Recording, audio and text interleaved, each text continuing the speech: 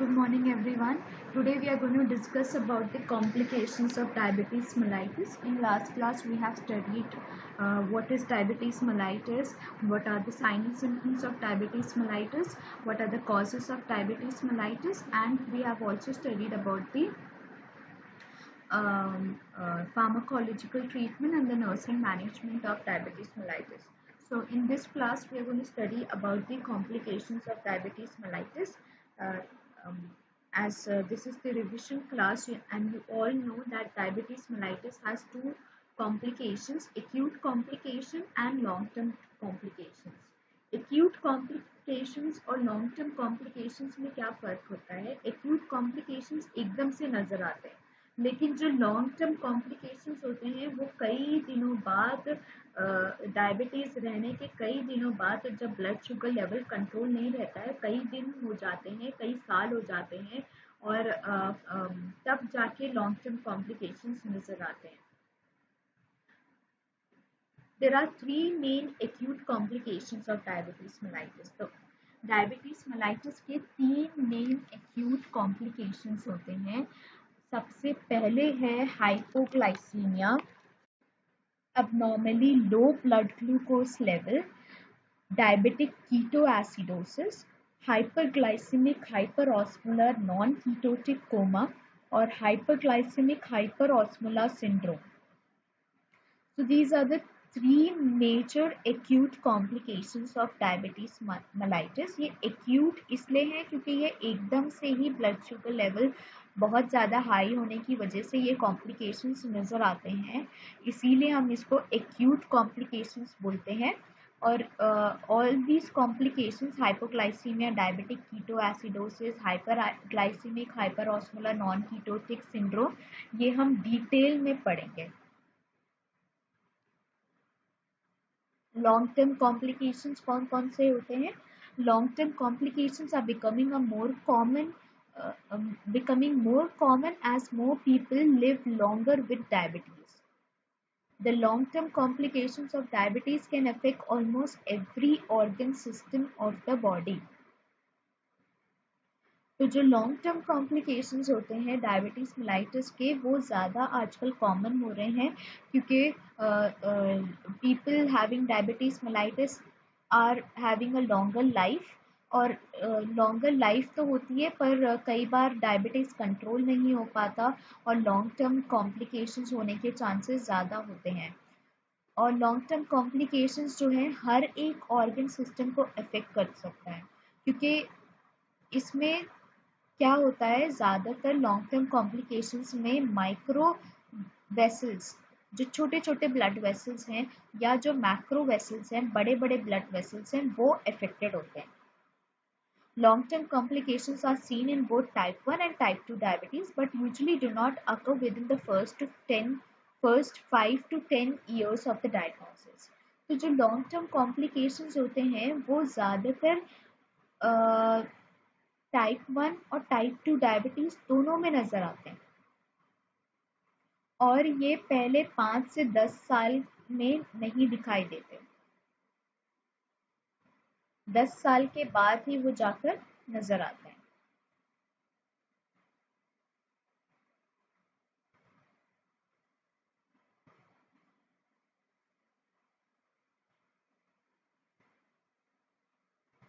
Diabetes complications are divided into two categories: microvascular due to damage to small blood vessels. जैसे मैंने अभी आपको बताया कि इसके जो लॉन्ग टर्म कॉम्प्लिकेशंस होते हैं वो ज़्यादातर दो कैटेगरीज में डिवाइडेड हो जाते हैं. माइक्रोवास्कुलर मतलब जो छोटे छोटे ब्लड वेसल्स होते हैं वो डैमेज हो जाते हैं डायबिटीज़ मेलाइटिस की वजह से, और मैक्रोवास्कुलर का मतलब होता है जो बड़े बड़े ब्लड वेसल्स हैं वो डैमेज हो जाते हैं because of diabetes mellitus.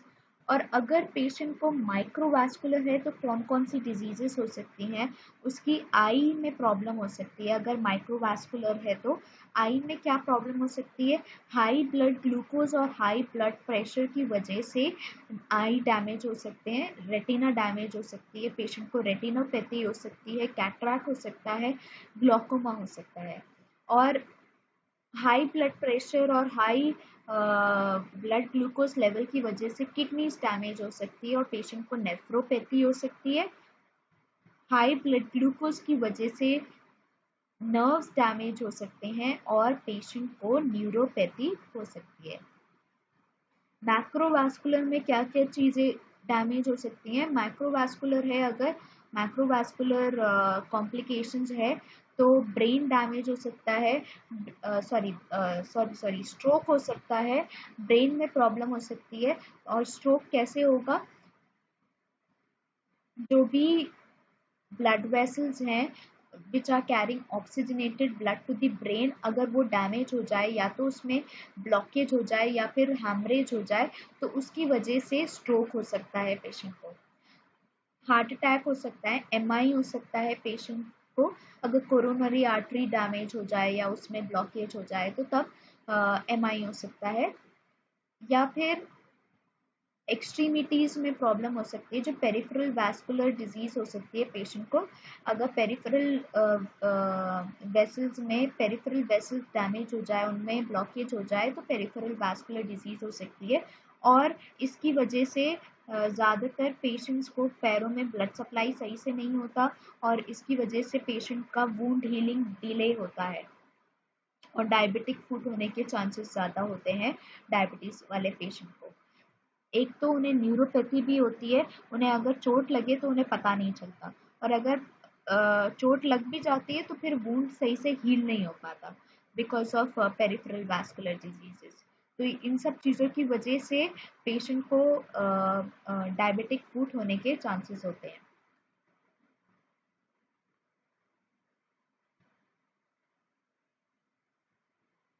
So microvascular complications include retinopathy, damage to the eye, nephropathy and neuropathy.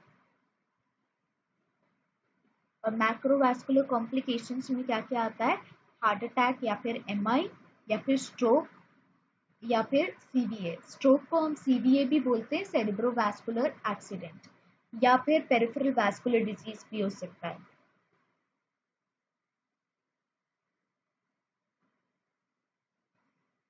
So hypoglycemia, now we have seen कि कौन कौन से कॉम्प्लिकेशंस होते हैं एक्यूट और लॉन्ग टर्म। एक्यूट में तीन चीज़ें मैंने आपको बताई है, hypoglycaemia, diabetic ketoacidosis, hyper osmolar non ketotic syndrome. और लॉन्ग टर्म में मैंने आपको बताया माइक्रोवेस्कुलर डैमेज होने की वजह से या फिर मैक्रोवेस्कुलर डैमेज होने की वजह से कॉम्प्लिकेशंस होते हैं। माइक्रोवेस्कुलर कॉम्प्लिकेशंस में आता है रेटिनोपैथी, नेफ्रोपैथी, न्यूरोपैथी, और मैक्रोवेस्कुलर में आता है एमआई या फिर स्ट्रोक। सो अब हम एक एक चीज को डिटेल में पढ़ेंगे। एक्यूट कॉम्प्लिकेशन में सबसे पहला कॉज था hypoglycaemia. Now what is hypoglycaemia? Hypoglycaemia तब होता है जब अबनॉर्मली ब्लड ग्लूकोज लेवल बहुत ज़्यादा लो हो जाए, तब हम उसको बोलते हैं हाइपोग्लाइसीमिया। हाइपोग्लाइसीमिया कितना ब्लड ग्लूकोज लेवल हो जाता है इसमें? 50 to 60 mg/dl से भी कम हो जाता है blood glucose level. It occurs when the blood glucose level falls to less than 50 to 60 mg/dl. It can be caused by too much insulin or oral hypoglycemic agents, too little food or excessive physical activity.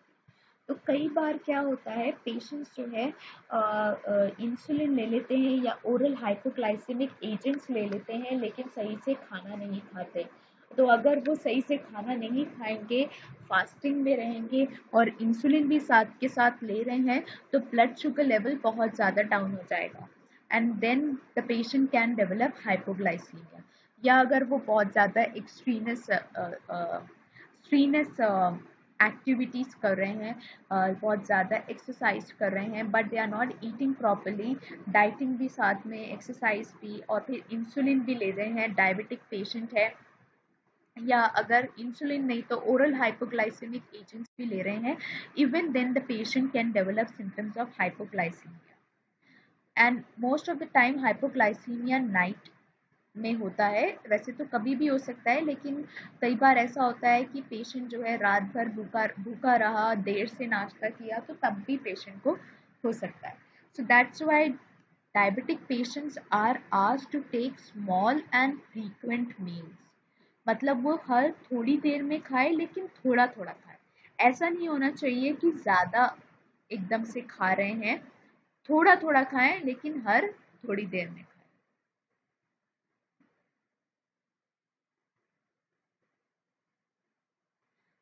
Hypoglycaemia में दो तरीके के symptoms नजर आते हैं।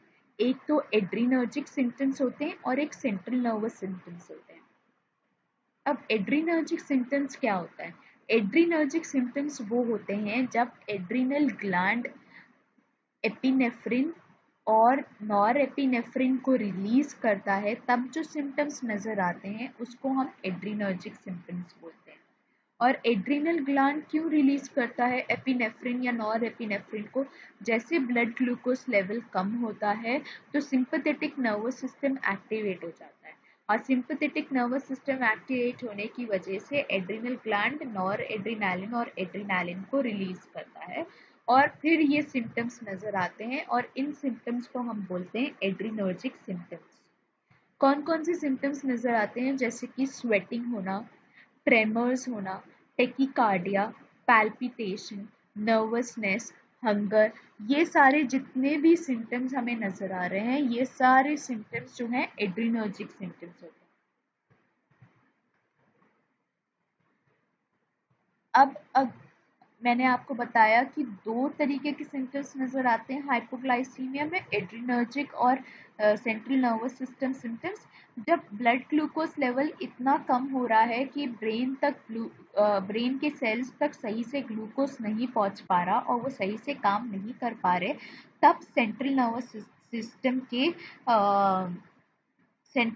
System के symptoms नजर आते हैं, जैसे कि inability to concentrate, the patient will not be able to concentrate properly, headache होगा पेशेंट को, लाइट हेडेडनेस होगा, patient will have light headedness, confusion, memory lapses, numbness of the lips and tongue, slurred speech, impaired coordination, emotional changes, irrational or combative behavior, double vision and drowsiness.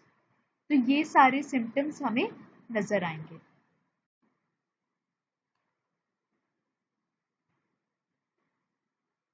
In severe hypoglycaemia, और अगर severe बहुत ज़्यादा severe hypoglycaemia है तब कौन कौन से symptoms हमें नज़र आते हैं? सीवियर हाइपोग्लाइसीमिया में हमें जो सिम्टम्स नज़र आते हैं वो है seizures, difficulty arousing from sleep और लॉस ऑफ कॉन्शियसनेस। तो पेशेंट को आइदर सीजर्स होगा या पेशेंट सोता रहेगा, उठ नहीं पाएगा और कॉन्शियसनेस लॉस हो जाएगी। ये सारे सीवियर हाइपोग्लाइसीमिया में सिम्टम्स नजर आते हैं। नाउ मैनेजमेंट, अब हम ट्रीटमेंट कैसे करेंगे? अगर पेशेंट बेहोश नहीं हुआ है और उसके हाइपोग्लाइसेमिक सिम्टम्स नजर आ रहे हैं, तो तब हम उसे 15 ग्राम of fast acting concentrated source of carbohydrate देंगे। जैसे कि हम पेशेंट को ग्लूकोज टैबलेट दे सकते हैं, 3 से 4 ग्लूकोज टैबलेट देती हमने पेशेंट को, या फिर हम 4 से 6 ऑस फ्रूट जूस या फिर रेगुलर सोडा दे सकते हैं। सोडा या फ्रूट जूस में बहुत ज़्यादा शुगर लेवल होता है। या फिर हम पेशेंट को हार्ड कैंडीज दे सकते हैं चबाने के लिए, कैंडीज में भी शुगर लेवल बहुत हाई होता है। या फिर 2 to 3 स्पून ऑफ शुगर या हनी दे सकते हैं हम पेशेंट को, and this will improve the blood sugar level with in 10 to 15 minutes. 10 to 15 minutes बाद हमें ब्लड शुगर लेवल चेक करना है पेशेंट का, और अगर तब भी blood sugar level 70 to 75 mg/dl से कम है तो हम फिर से ये जो ट्रीटमेंट हमने दिया था हम फिर से करेंगे। और इन केस हमारे पास ग्लूकोमीटर नहीं है लेकिन 10 से 15 मिनट बाद पेशेंट के सिम्टम्स फिर भी नज़र आते हैं, तो हम पेशेंट का ट्रीटमेंट फिर से वही ट्रीटमेंट करेंगे जो हमने पेशेंट को पहले दिया है। और एक बार सिम्टम्स उसके रिजॉल्व हो जाए तो उसके बाद हम पेशेंट को प्रोटीन या फिर स्टार्च दे सकते हैं। प्रोटीन, प्रोटीन या स्टार्च, प्रोटीन जैसे जिसमें मिल्क हो, चीज हो, क्रैकर हो, ये सारी चीजें हम पेशेंट को दे सकते हैं।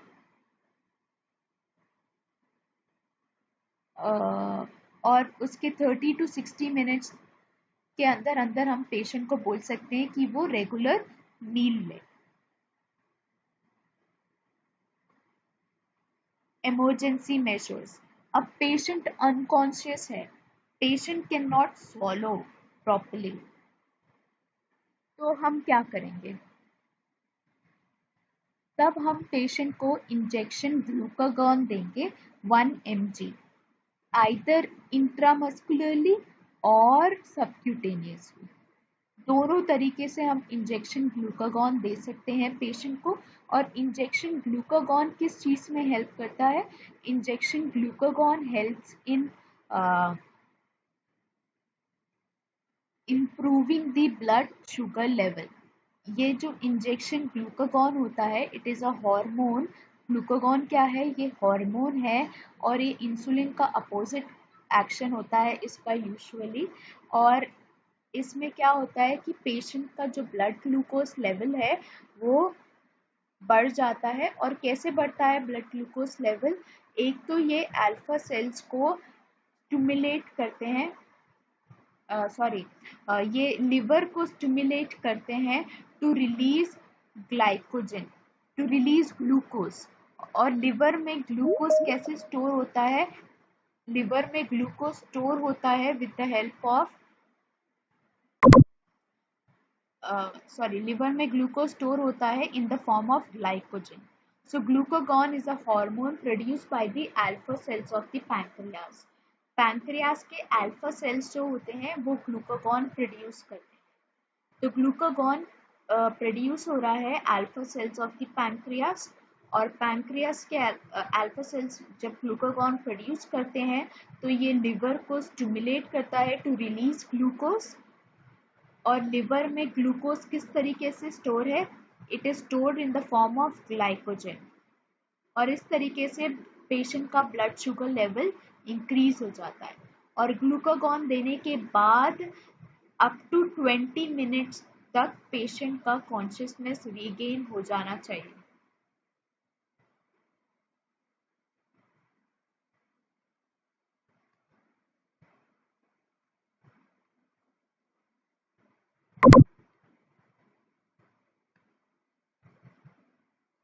This is glucagon injection, which is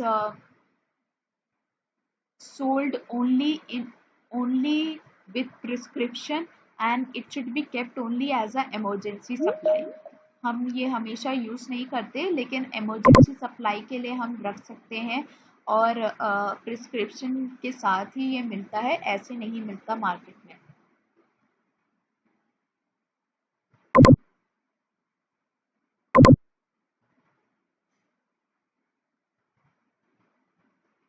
Now, another treatment we can follow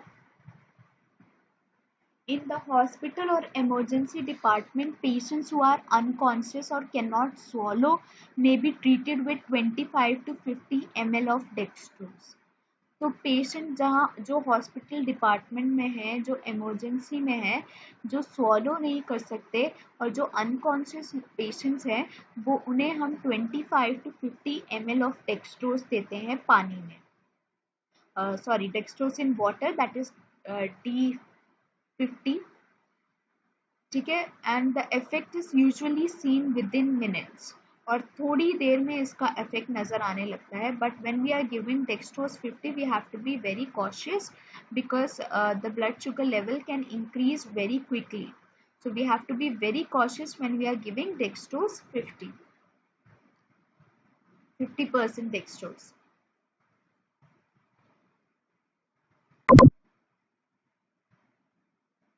Now we have completed hypoglycemia. Now next is diabetic ketoacidosis, which is also an acute complication of diabetes mellitus. Now what is diabetic ketoacidosis? Diabetic ketoacidosis is actually caused by an absence or markedly inadequate amount of insulin. Now here you need to make it clear that diabetic ketoacidosis ज्यादातर type 1 diabetes mellitus के patients को होता है। और यहाँ पे क्या होता है कि क्योंकि टाइप 1 डायबिटीज मेलाइटस के पेशेंट्स का इंसुलिन सही से प्रोड्यूस नहीं हो रहा बॉडी में, और इंसुलिन की कमी की वजह से या इंसुलिन के एब्सेंस की वजह से ही पेशेंट को ये कॉम्प्लिकेशन होता है डायबिटिक कीटोएसिडोसिस। तो ज़्यादातर टाइप 1 डायबिटीज़ वाले पेशेंट को ही डायबिटिक कीटोएसिडोसिस होगा। और जब बॉडी में इंसुलिन सही से नहीं बन रहा है या सही से प्रोड्यूस नहीं हो रहा है इंसुलिन, तो पेशेंट को हाइपरग्लाइसीमिया रहेगा और they will be breakdown of protein and fats. और जब ज़्यादा फैट का ब्रेकडाउन होगा तो बॉडी में कीटोन बॉडीज बनती है, और कीटोन बॉडीज के बनने की वजह से पेशेंट को कीटो एसिडोसिस होता है। क्योंकि कीटोन बॉडीज का जो नेचर होता है that is acidic in nature and it decreases the pH of blood. तो कीटोन बॉडीज ज़्यादा अगर ब्लड में होंगे तो the pH of the blood would decrease and it will lead to acidosis. इसके अलावा पेशेंट को डिहाइड्रेशन और इलेक्ट्रोलाइट लॉस होता है। This dehydration and electrolyte loss is because of two reasons, mainly two reasons. एक तो डायबिटिक कीटोएसिडोसिस की वजह से पेशेंट को नौसिया और वॉमिटिंग होगी, और वॉमिटिंग में they will be loss of electrolyte and they will be dehydration. और इसके अलावा पेशेंट को डायबिटीज का जो सिम्टम होता है पॉलीयूरिया की वजह से पेशेंट का they will be dehydration and electrolyte loss. So there are two reasons of dehydration and electrolyte loss. This is the pathophysiology. Pathophysiology without insulin, sorry, without insulin, the amount of glucose entering the cell is reduced and the liver increases glucose production. तो जैसे insulin body में नहीं होता है तो glucose जो enter होंगे sales में वो नहीं हो पाएंगे, और लिवर भी ज़्यादा ग्लूकोज प्रोड्यूस करेगा। तो इन दोनों फैक्टर्स की वजह से पेशेंट विल हैव हाइपरग्लाइसीमिया।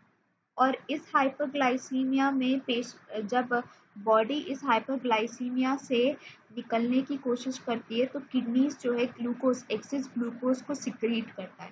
अब ग्लूकोज अकेले तो सिक्रीट नहीं हो सकता बॉडी में से, सॉरी एक्सक्रीट नहीं हो सकता बॉडी में से। ग्लूकोज के साथ साथ वाटर भी एक्सक्रीट होता है because of osmotic diuresis. Osmotic diuresis का मतलब है जब सॉल्यूट का कंटेंट यूरिन में बढ़ जाएगा तो साथ के साथ वाटर भी बॉडी से निकलेगा, और इस ऑस्मोटिक डायूरेसिस की वजह से there will be dehydration and electrolyte loss.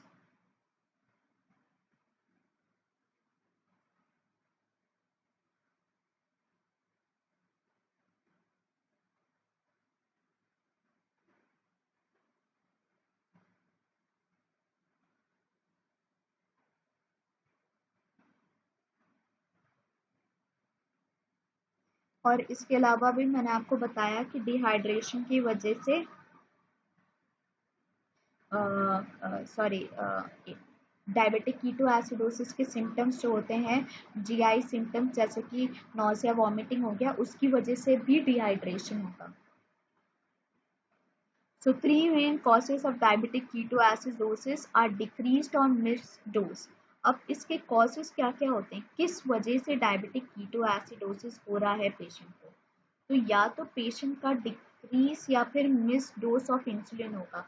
Patient को जितना इंसुलिन लेना चाहिए वो उतना इंसुलिन नहीं ले रहा है, इस वजह से पेशेंट का डायबिटिक कीटोएसिडोसिस होगा।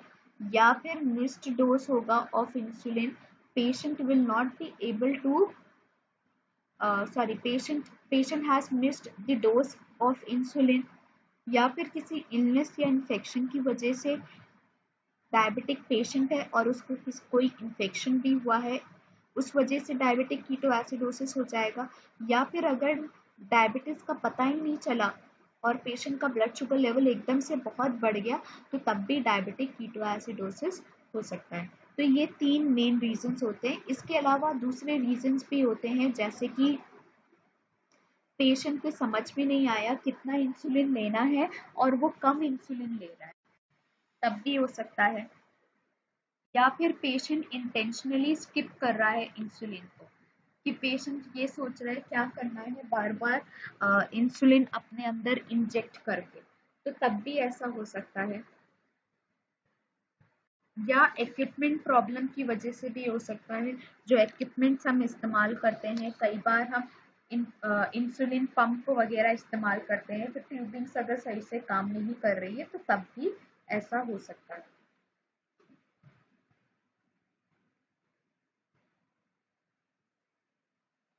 इलनेस और इन्फेक्शन की वजह से डायबिटिक कीटोएसिडोसिस कैसे होगा? अब अगर किसी भी पेशेंट को इलनेस है या इन्फेक्शन है तो उनका इंसुलिन रेसिस्टेंस बढ़ जाता है। ऑलरेडी उनको डायबिटीज है और इलनेस और इन्फेक्शन की वजह से इंसुलिन रेसिस्टेंस जो है बढ़ जाता है। इसके अलावा स्ट्रेस की वजह से, जो फिजिकल और इमोशनल स्ट्रेस होता है उसकी वजह से स्ट्रेस हार्मोन रिलीज होते हैं बॉडी में, और ये जितने भी स्ट्रेस हार्मोन्स हैं ये ब्लड ग्लूकोज लेवल को बढ़ा देते हैं। अब पेशेंट का ब्लड ग्लूकोज लेवल बढ़ रहा है और इंसुलिन रेसिस्टेंस भी बढ़ चुका है इलनेस और इन्फेक्शन की वजह से, और ये दोनों चीजें मिलाकर पेशेंट का ब्लड ग्लूकोज लेवल बहुत ज़्यादा बढ़ जाएगा और दोनों चीज़ों की वजह से पेशेंट को डायबिटिक कीटोएसिडोसिस हो सकता है। Now, what are the clinical manifestation of diabetic ketoacidosis? अब हाइपरग्लाइसीमिया की वजह से पेशेंट को बहुत ज़्यादा पॉलीयूरिया होगा और पॉलीडिप्सिया होगा। इसके अलावा पेशेंट को ब्लड विजन, वीकनेस और हेडेक होगा। ऑर्थोस्टेटिक हाइपोटेंशन होगा पेशेंट को, क्योंकि डिहाइड्रेशन बहुत ज़्यादा होगा इसमें, और डिहाइड्रेशन की वजह से पेशेंट का ब्लड प्रेशर चेंज होगा with the change in position. जैसे ही पोजीशन चेंज करेगा पेशेंट का ब्लड प्रेशर चेंज होगा। Ketosis and acidosis of DKA lead to GI symptoms such as anorexia, nausea, vomiting, and abdominal pain. So, ketosis और acidosis की वजह से, जैसे मैंने आपको बताया कि एसिडोसिस, डायबिटिक कीटोएसिडोसिस में जीआई सिम्टम्स होते हैं, और ये जीआई सिम्टम्स किस वजह से होते हैं? एसिडोसिस की वजह से और कीटोन बॉडीज की वजह से ये जीआई सिम्टम्स होते हैं। और इसमें क्या क्या होता है? एनोरेक्सिया होता है, नौसिया होता है, वॉमिटिंग होती है, एब्डोमिनल पेन होती है। और इसके अलावा पेशेंट का एसीटोन ब्रेथ होगा। जब कीटोन बॉडीज बढ़ जाते हैं बॉडी में तो पेशेंट के ब्रेथ में एक फ्रूटी ओडर आता है जिसको हम बोलते हैं acetone breath.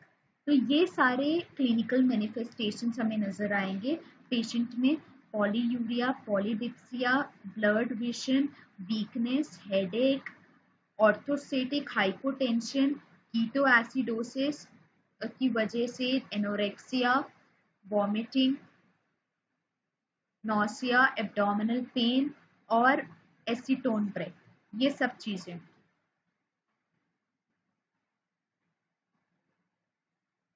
Assessment and diagnostic finding. Assessment and diagnostic finding में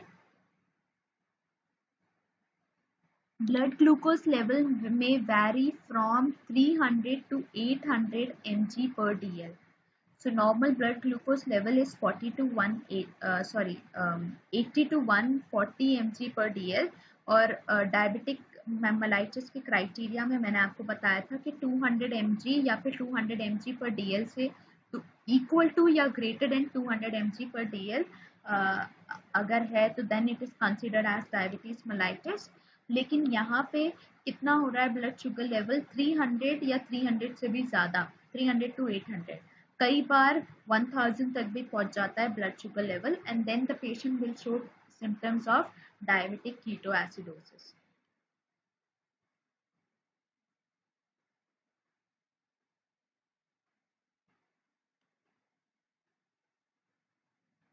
For prevention of diabetic ketoacidosis related to illness, patient must be taught sick day rules for managing their diabetes when ill.